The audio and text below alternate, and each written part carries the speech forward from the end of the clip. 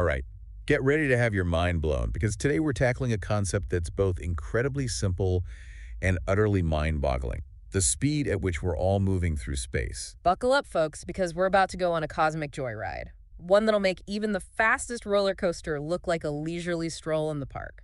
So, like, how fast are we talking here? I mean, I'm sitting here sipping my coffee, feeling pretty stationary. Oh, you might feel still, but trust me, you're anything but. Okay, I'm intrigued. Lay it on me. Let's start with something we all experience every day: Earth's rotation. Good old spin cycle. Exactly. You see, our planet is constantly spinning on its axis, and that spin creates some serious speed. Okay, so how fast are we spinning? Well, imagine you're standing at the equator. Since the Earth completes one full rotation in 24 hours, and the circumference at the equator is about 40,075 kilometers, you're spinning at over 1,670 kilometers per hour. Wait, 1,670 kilometers per hour? That's like faster than the speed of sound? It is indeed. And we don't feel a thing? It's wild. That's because we're all moving together. The Earth, the atmosphere, everything. It's like being on a plane. Once you reach cruising altitude, it feels like you're barely moving, even though you're hurtling through the air at hundreds of kilometers per hour. Right, it's all relative. Exactly. So we're spinning like a top at over 1,600 kilometers per hour, but I'm guessing that's not even close to the full story. Oh, you are so right. Because we're not just spinning, we're also orbiting the sun, Right. which has got to add some serious speed to the equation. You got it. Our next layer of motion is our orbital speed around the sun, and it clocks in at a cool 107,000 kilometers per hour. Whoa, hold on. 107,000 kilometers per hour. Yep, that's like traveling the entire circumference of the Earth in just over an hour. Okay, my mind is officially starting to get blown. But wait, I have a feeling we're not done yet, right? You know it. We've got more cosmic layers to peel back. Bring it on. I'm ready for more. All right, so we're spinning, we're orbiting the sun, and now, get this, our entire solar system is orbiting the center of the Milky Way galaxy. The Milky Way. The one and only.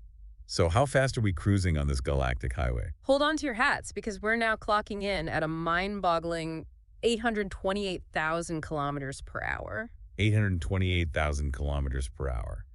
That's just insane. I mean, why is this speed so much greater than our speed around the sun? Well, think about it. The Milky Way is massive, with a supermassive black hole at its center, exerting a tremendous gravitational pull on everything within it, including our little solar system. And the farther you are from the center of that gravitational pull, the faster you need to move to maintain your orbit. Oh, I see. So it's kind of like a whirlpool. The closer you are to the center, the faster you spin. Exactly. The same principle applies to galaxies. Okay, that makes sense. So we're spinning, we're orbiting the sun, and we're swirling around the galaxy at insane speeds. But something tells me there's even more to this cosmic story, right? Oh, you're catching on quickly. Our galaxy is part of a group of galaxies called the local group, and guess what?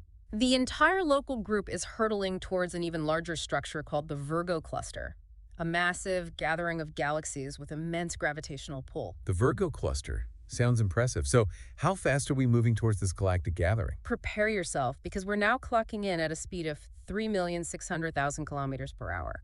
3,600,000 kilometers per hour. That's like, I don't even have a comparison for that. It's mind-boggling, isn't it? It is, but hold on. If the Virgo cluster is pulling us in, doesn't that mean it's also moving?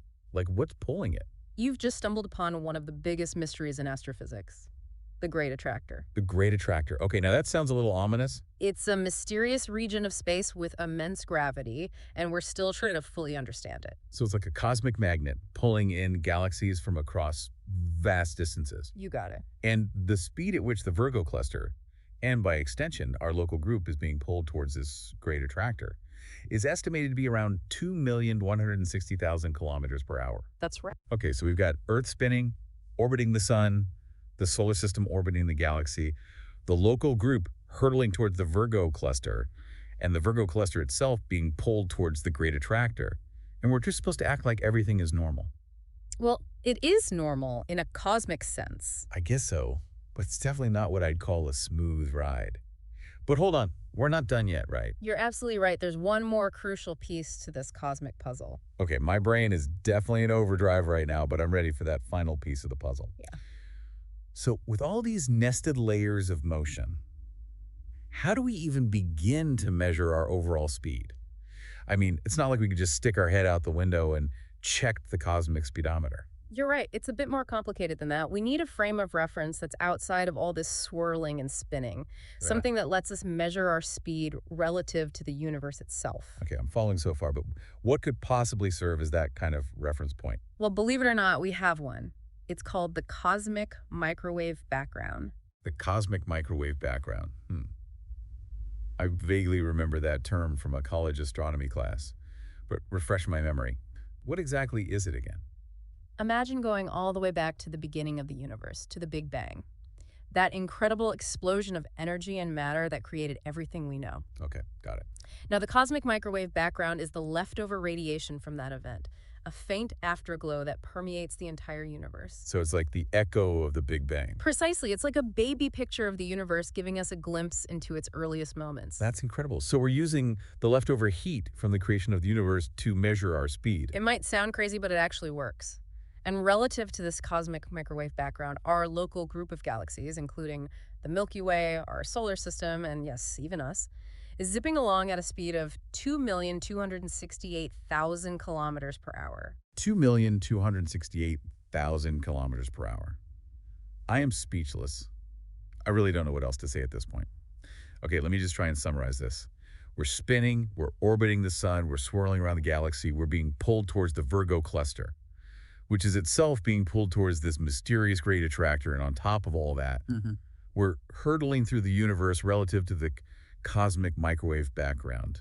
Did I get everything? You got it. You've pretty much nailed the cosmic speed one down. Wow. It's incredible to think about all these different speeds and forces acting on us at the same time. It really is a cosmic dance, isn't it? It is, and it makes you realize that our experience here on Earth is just a tiny, tiny sliver of a much grander story. Exactly. And this constant motion, this cosmic dance, isn't just about physical movement. It also has profound implications for our understanding of time and our place in the universe. Okay, now you're really piquing my curiosity. Yeah. How does our cosmic speed affect our perception of time? Well, one of the most mind-bending consequences of Einstein's theory of relativity is that time is not absolute. It's relative to your frame of reference.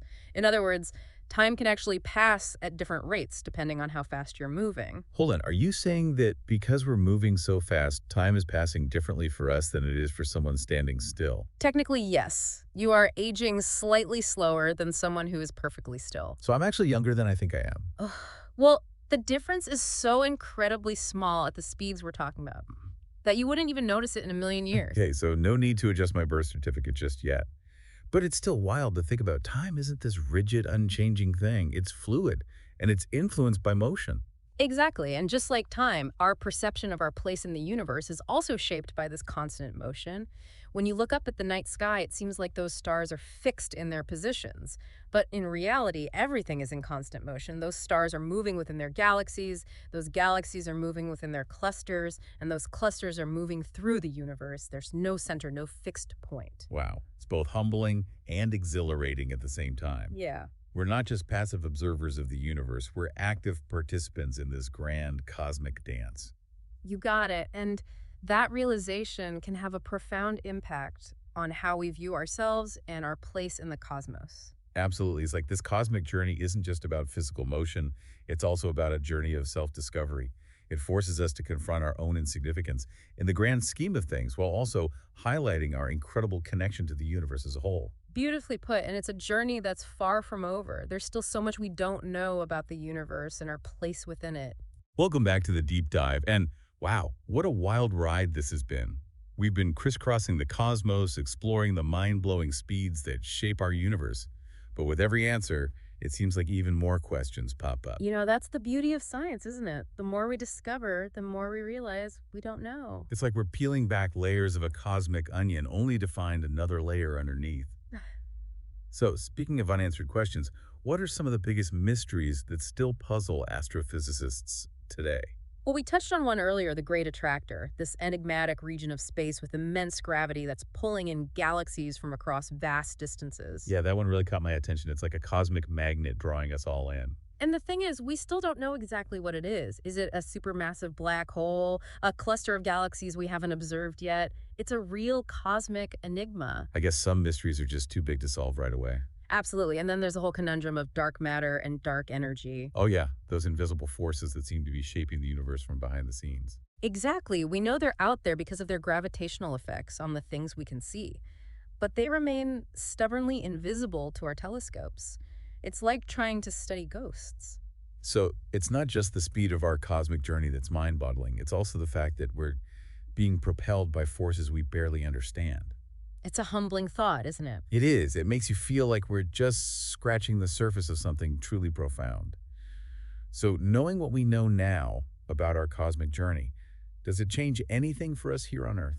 I think it does, at least on a philosophical level. How so? For me, it's a constant reminder that we're part of something much bigger than ourselves, something ancient and awe-inspiring and constantly evolving. It puts things in perspective, doesn't it? Absolutely. It makes our everyday worries seem a bit smaller, a bit less significant. Like a cosmic reality check. Precisely. And it also fuels a sense of wonder and curiosity.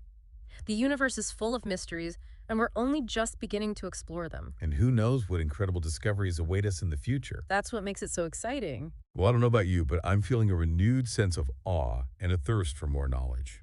So to all our listeners out there, keep looking up at the stars and never stop exploring. And remember, you're on an incredible cosmic journey, even if you can't feel the wind in your hair. Thanks for joining us on the Deep Dive on